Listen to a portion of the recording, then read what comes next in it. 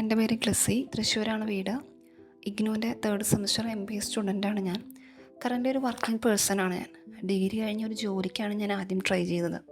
Situation അതായതുകൊണ്ടാണ് ഞാൻ studies stop ചെയ്തിട്ട് ജോബിന് കയറിയത്. ഞാൻ ജോലിക്ക് കയറിയപ്പോൾ കൂടെ പഠിച്ചവരെല്ലാം PG കോഴ്സോ അല്ലെങ്കിൽ മറ്റു പല കോഴ്സിനും കയറി. ഒരു ജോലി കയറിയെങ്കിൽ പോലും ഒരു ഡിഗ്രി മാത്രമല്ലേ ഉള്ളൂ. ഈ കോമ്പറ്റേറ്റീവ് വേൾഡിൽ ഒരു ഡിഗ്രി കൊണ്ട് മാത്രം ഒന്നും നടക്കില്ലെന്ന് തോന്നലാവാം. എന്തുകൊണ്ട് ഡിസ്റ്റൻ്റായി PGക്ക് ട്രൈ ചെയ്തുകൂടാ എന്ന് തോന്നൽ വന്നത്.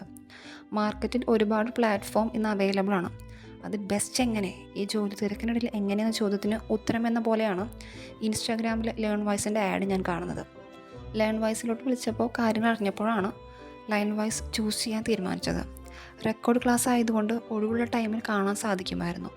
വാല്യൂ ആഡഡ് നോട്ട്സ് പോലുള്ള കാര്യങ്ങളുള്ളതുകൊണ്ട് ഷോർട്ടായി പോയിൻ്റ് ഔട്ട് ചെയ്ത് പഠിക്കാനും എളുപ്പമായിരുന്നു.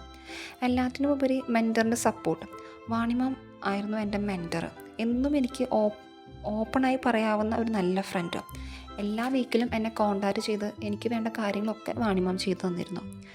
Then first sem second sem exam ഞാൻ അറ്റൻഡ് ചെയ്തിരുന്നു.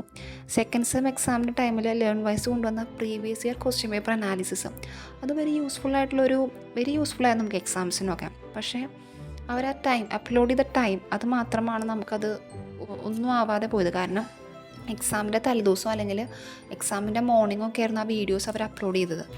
ആ വീഡിയോസിന് പല ചോദ്യങ്ങൾ നമുക്ക് റിപ്പീറ്റ് ചെയ്ത് വന്നിരുന്നു എക്സാമിനൊക്കെ. പക്ഷേ അത് നമുക്ക് റെഫർ ചെയ്ത് പഠിക്കാനുള്ള ടൈം ഗ്യാപ്പ് കിട്ടാത്തതുകൊണ്ടായിരിക്കാം ആ വീഡിയോസ് നമുക്ക് യൂസ്ഫുൾ ആവാതെ പോയത്. പക്ഷേ അത് വളരെ യൂസ്ഫുള്ളായൊരു കണ്ടൻറ്റ് തന്നെയായിരുന്നു അതിനകത്തുണ്ടായിരുന്നതൊക്കെ.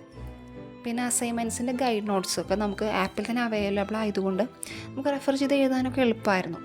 ഇഗ്നു യൂണിവേഴ്സിറ്റീനെ മാത്രം ഡിപ്പെൻഡ് ചെയ്ത് പോയിരുന്നെങ്കിൽ എനിക്കെന്തോ ഇത് സക്സസ്ഫുൾ ആവാൻ ഒരു ചാൻസും ഇല്ലായിരുന്നു.